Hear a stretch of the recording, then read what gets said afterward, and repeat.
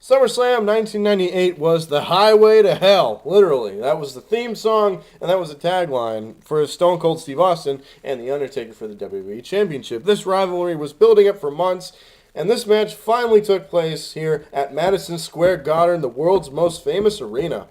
Another big match that took place was the epic ladder match between Triple H and The Rock, and this SummerSlam was probably the most hype one at this point in time. I do have a Skype guest, switching things up a little bit, NG2C Network. I had to join on this one. I'm sorry, I had to join on this one. You just had to. Mm-hmm. Yeah. All right. This is his favorite, I guess. Yeah, this is my favorite SummerSlam of all right. time. Start out with the first match of the night, the European title, Val Venis versus DLo Brown. This is a pretty good opener. I mean, these two had a pretty good match. DLo at this time was wearing his that little chest protector. Remember that chest thing he was wearing? Which came into play many times throughout the match. It's a good match that ended in disqualification, but it had some good reversals and moves used. What are your thoughts on this? What was that again? I'm sorry. The European title match? Oh. Basically, when I saw this match, I thought it was decent at the time between DLo Brown and Val Venis. I mean, that was his heel character with DLo Brown. I mean, like you said, that chest thing he was wearing, that was his heel character at the time. But I thought it was a decent match for the European Championship. It was a good way to start off. I agree. Now we get Kai and Tai versus the Oddities. And here we go. The stupid, insane clown posse comes out to the ring, rippity-rapping, all this bullshit. Nothing really great or exciting at all, but some good quality entertainment from Kai and Tai, because Kai and Tai is a great tag team, unlike the Oddities. It was fun to watch with the little guys from Kai and Tai fight the bigger and taller guys from the Oddities.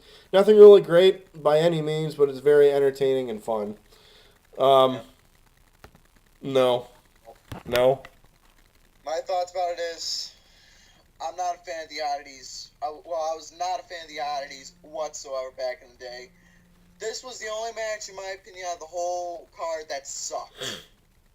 It was not a good match, in my opinion. It was just a waste of time. What a waste. Especially for SummerSlam, in my opinion. What a waste.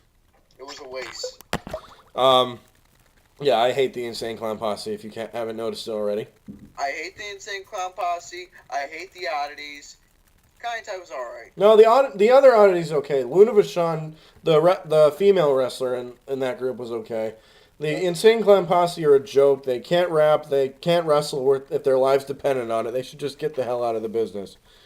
Exactly. Either way, anyway, now we get the hair match, hair versus hair match between Jeff Jarrett and XPac. That was one of the best matches, in my opinion, of the whole card. I agree. It's a pretty refreshing match, at least from a wrestling standpoint. These two were pretty much on point in this match and pulling off some good counters and getting into some shots at each other. They've had better matches, but this one, I feel like it belongs here. It was a pretty good matchup, not gonna lie. It was a good matchup, but for figure part, this was where a little predictable part came in my opinion, because I mean, come on, it was already figured enough as it is that Jeff Jarrett was going to lose his hair anyway. I mean, they couldn't let X-Pac. I mean, they couldn't let Jeff Jarrett get the win and let X-Pac have his hair shaved off. It was obvious enough they had to let Jeff Jarrett win the match, but in all, wrestling-wise, it was a good fight. I agree with that. And the reason why is he didn't win is because he's Jeff Jarrett. That's why. He hates Vince McMahon, and Vince McMahon hates Jeff Jarrett, and he lost, and that's a result. So, which brings us to a pay-per-view debut of one of my all-time favorite wrestlers.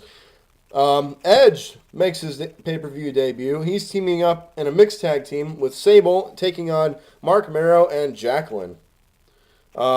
Edge was very on key here and showing everyone what he was made of. He pulled off an impressive dive over the top rope onto Marc Mero. And Sable and Edge worked really well together and did some pretty nice double team moves. And it was a great pay-per-view debut for the future rated R superstar, if you know what I'm saying. Yep. The match was alright. I mean, it was pretty much one, in my opinion, one of the best mixed tag team matches wisely. That's just one of the best in my opinion. I mean, you did say Edge and Sable did a good job being together for the pay-per-view. That is true. They were a good duo together in the match. But for Marc, Mero, and Jacqueline, I don't think that was one of the best. But excuse me for a moment. That's okay.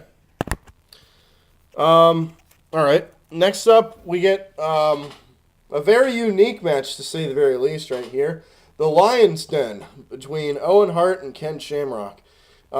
They were placed in a circle ring with no ropes, surrounded by a 12-foot-high steel cage. Owen Hart and Ken Shamrock were going for submissions all throughout the match.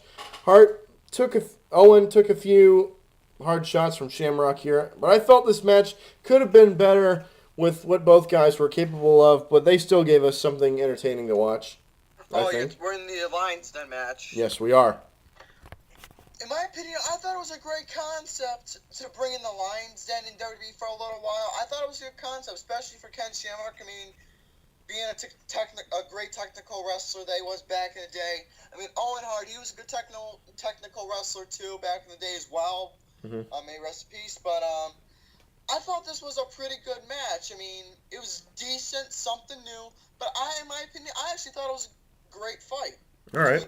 Two good technical wrestlers. I thought it was entertaining on my part. I agree with you.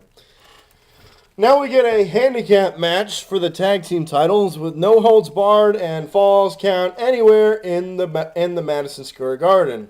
It's Mankind versus the New Age Outlaws. Loved it. It was supposed to be Mankind versus Kane, but Kane didn't show up for some reason. I don't know why. Maybe he was too busy having a cup of coffee or something. I don't know. He was talking to his dad, Paul Bearer. Mankind was at his usual routine here, taking his hard chair shots to the head and hard slams onto the floor. Mankind really gets the beating, getting in very little offense here and there. Nothing we haven't already seen from Mick Foley. Kane does make an appearance after the match, however, though. But the New Age Outlaws are the new tag team champions of the world. Yeah. That's one thing I loved about him. A lot of people know that the New Age Outlaws is my number one favorite tag team of all time. I mean, even though they were heel at the time, but I don't really give a shit because I thought it was a not a great fight because we pretty much saw that Mick Foley was getting the beating of a lifetime, you can say. Always. But I thought it was entertaining on my part because we saw what Mick Foley is pretty much great ways he's doing, what he is doing, getting a good beating. So, all right. I thought it was a good way for I'm getting distracted. I agree. Anyway, that brings us to the ladder match, the Intercontinental title ladder match, Triple H versus The Rock. And this is another match that had a lot of build-up. After their match at the In Your House pay-per-view before it fully loaded, it didn't solve anything. The Rock and Triple H upped their game here in a absolutely awesome ladder match, and it ended their feud. Both Triple H and The Rock took a lot of hard punishment from the ladder and from each other. A lot of action takes place, and on the outside where both took some vicious bumps off the ladder. Rock tries to work on Hunter's knee here and there. The fans are very electric in this one. The action in the ring was very good. The match was great, which stole the show. Outstanding match. And it is available on the ladder match DVD, and it's also available, on the WWE network. It was a great match. It was definitely a great match, in my opinion. This is, besides the Shawn Michaels and Razor Ramon match, but this is pretty much my number 2 favorite ladder match of all time because it was a great fight between two wrestlers who you barely see in these kind of matches. I agree. Especially for a title like this before they became like the big stars, going off for a medium-ranked title, you can say, which is the Intercontinental title. I thought it was a great fight between these two wrestlers that, like I said, you hardly ever see. I mean, good action side and out of the ring. The intro was pretty good when the band for Triple H came out. Oh, yeah. But this was just a great, entertaining ladder match. The whole crowd was pretty much having a ball seeing this match. It was just entertaining as ever, and I'm proud that Triple H got the win for this. And pretty much, yeah, great ladder match. I think this is the match that catapulted them into the main event scene. I think I can say that for sure. It did. Which brings us to the championship match. The Undertaker versus Stone Cold Steve Austin. It's a perfect main event to close out the show. This match had a lot of hype between Austin and Taker. Left it all on the line in this one. Taker was really out-brawling Austin here and giving him strike after strike after strike, just using his strength to wear down Stone Cold Steve Austin. Austin was able to produce and put out maneuvers Austin rarely used to counter and try to beat down the Undertaker. The action would get taken out to the outside, where Taker would drop a massive leg drop on Austin while on the announce table, which was a pretty good spot. A pretty good counter from Austin into the stunner for the finish. It was a great main event, to say the very least. The main event was pretty good, even though, from my point of view, it's obviously not that I want Undertaker to win, but hey, for Stone Cold Steve Austin and to get the championship, I thought it was a pretty good fight between these two. I mean, hey, the rivalry, like you said, was building up for quite a while, and it had to start right here at SummerSlam 98, and I thought it was a great way Stone Cold Steve Austin win the match. It was a great fight. I enjoyed it a lot. All right, and that is SummerSlam 1998. What would you rate this out of 10? I'm giving it a 9.5. 9.5. I would have given it a 10 out of 10 if the oddities and Kaientai match did not happen. Right. So that lost a little, so I give it a 9.5 out of 10 stars. I'll take it that was your worst match of the night, the Kaientai? Yes. And the best match of the night was? Triple H versus The Rock, hands down. I agree. We both agree on the best and worst matches. But we disagree on the ratings, though. I'm gonna go 8.5 out of 10.